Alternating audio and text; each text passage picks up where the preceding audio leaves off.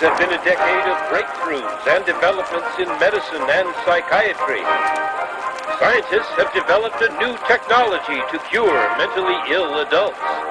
With the use of electroshocks, the minds of sick patients are being wiped clean, giving them a fresh start.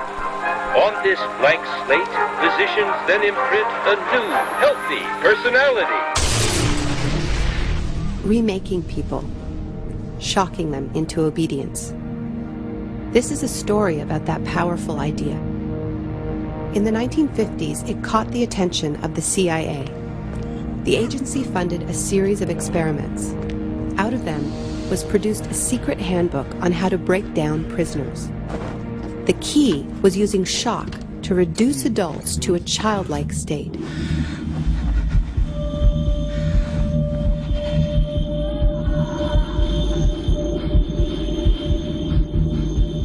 It's a fundamental hypothesis of this handbook that these techniques are in essence methods of inducing regression of the personality.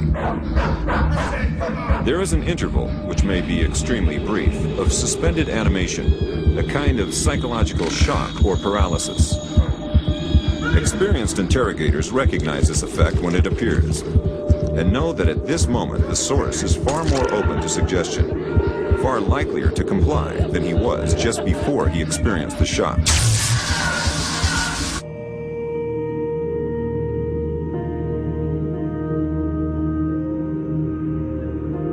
But these techniques don't only work on individuals.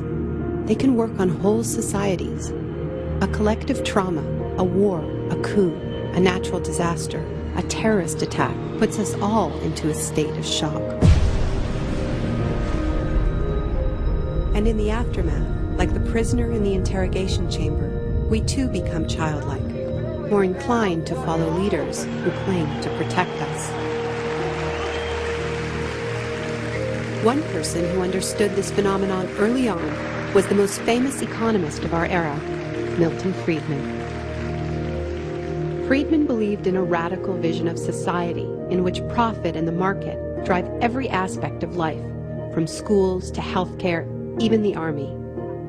He called for abolishing all trade protections, deregulating all prices, and eviscerating government services.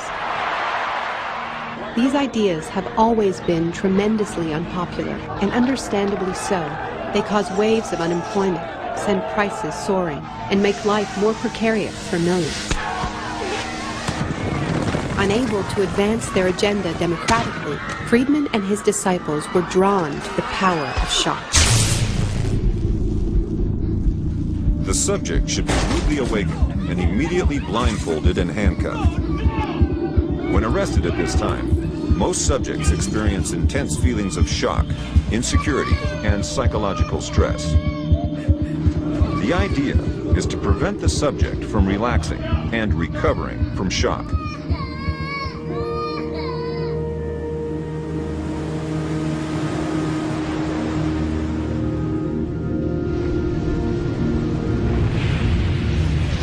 Friedman understood that just as prisoners are softened up for interrogation by the shock of their capture, massive disasters could serve to soften us up for his radical free market crusade. He advised politicians that immediately after a crisis, they should push through all the painful policies at once before people could regain their footing. He called this method economic shock treatment. I call it the shock doctrine. Take a second look at the iconic events of our era, and behind many, you will find its logic at work. This is the secret history of the free market. It wasn't born in freedom and democracy. It was born in shock.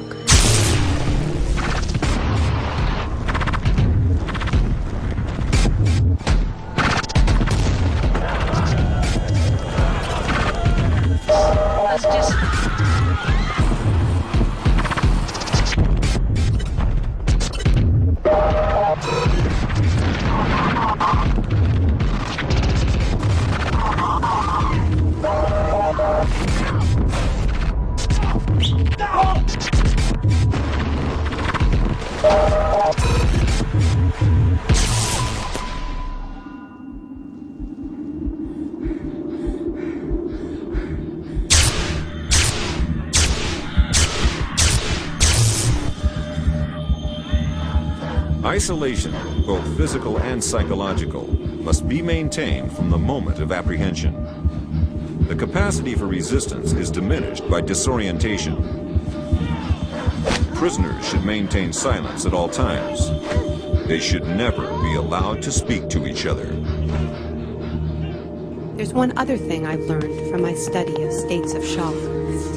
Shock wears off. It is by definition a temporary state. And the best way to stay oriented, to resist shock, is to know what is happening to you and why.